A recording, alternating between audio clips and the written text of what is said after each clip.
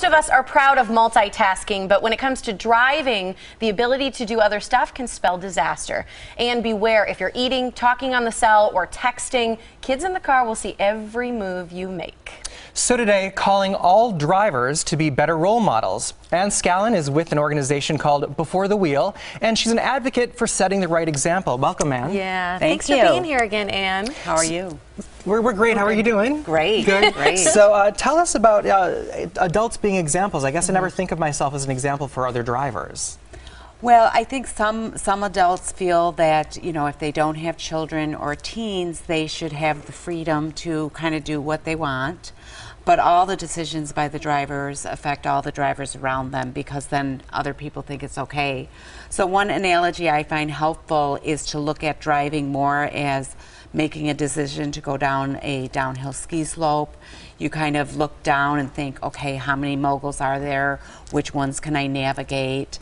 Try to plan for things. It's different than a sprint runner who can just run on a track and know other things are going to come up. So when you go down that hill, of course, other skiers come into your zone. There's more ice than you expected. One of the moguls that looks small from the top is much more difficult. So everyone needs to be 100% focused all the time. And when people make the decision that, well, you know, it's okay and I'm just going to kind of sneak in this little text, you see it a lot at stoplights. Stoplights are active traffic situations. Do you think the problem with that is, I just want to stop you there, because I think, you know, part of the problem, and I've been guilty at a stoplight. I am stopped and I will check a text, or sometimes I've texted before. I'm guilty of it, but it's technically legal. Is that the problem? I don't think the texting is technically legal. When you're stopped, you don't, is it? No, okay, you're still in an active traffic situation. Okay. Stopped is to go to a parking lot, a large parking lot, just park. And have it engaged in a parking. Right, and make your call. Sometimes you can go on a side street. You have to be careful with that. You know, you want to, people see a driver in the car and they think maybe that car is moving, so you might want to put on your flashers or find a cul-de-sac. But the problem at the stoplights is I've actually kind of watched a lot of drivers. They have difficulty when the light turns green finishing up what they're doing.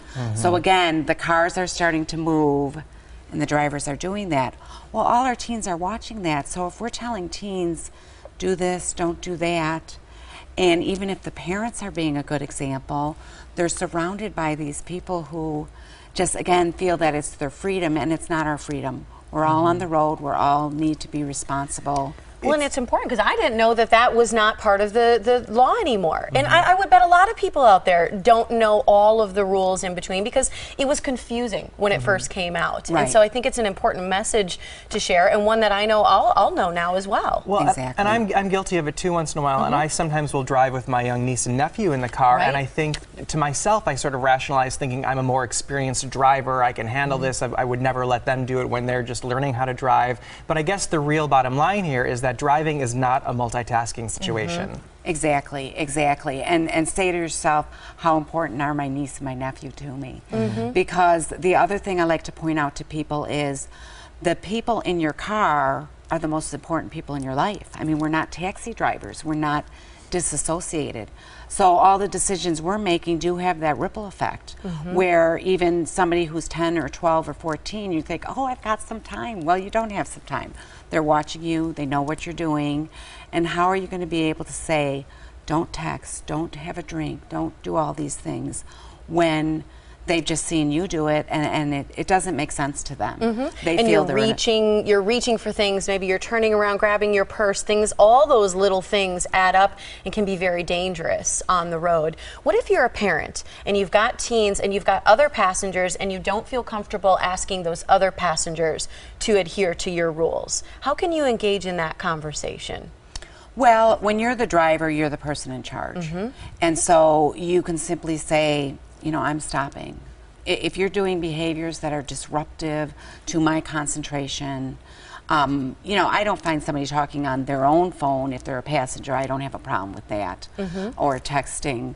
But if they're roughhousing, you know how kids get and teens get, and I just say, well, I'm pulling over, and you want to get somewhere, I'll get going when you change your behaviors. And well, what about when you're setting a good example, but then your kids or someone you care about is going off with another driver? How do you approach a friend or a family member to respect your rules not to text or something? It's delicate. I mean, what I do, I get a lot of people who call me and they're like, I'm on the road. And I'm simply like, you know, I really prefer if when you get to your destination, you give me a call. We really do have to be bold, because the way I look at it is the place we live, that's our own community. And when we hear about a really bad accident, especially involving young people in our own community, it's very upsetting. It's important for us to say to ourselves, I'm the one who can make a difference. I can start by doing it myself, asking my friends, my neighbors, and my relatives to make those changes. And it will, that ripple effect will, the safety thing does get passed along and make a change. I think it's wonderful how many resources you have on your website. People can go out there, learn how to engage in a conversation, have great tools to share with your teen by visiting your website. It's beforethewheel.com. Even if your child is not a teenager yet, now is the right time to start talking to them about all of these issues, and again, always lead by example. Thanks for being here, Ann. You even taught me something today. Thank you. I appreciate it. Thank you.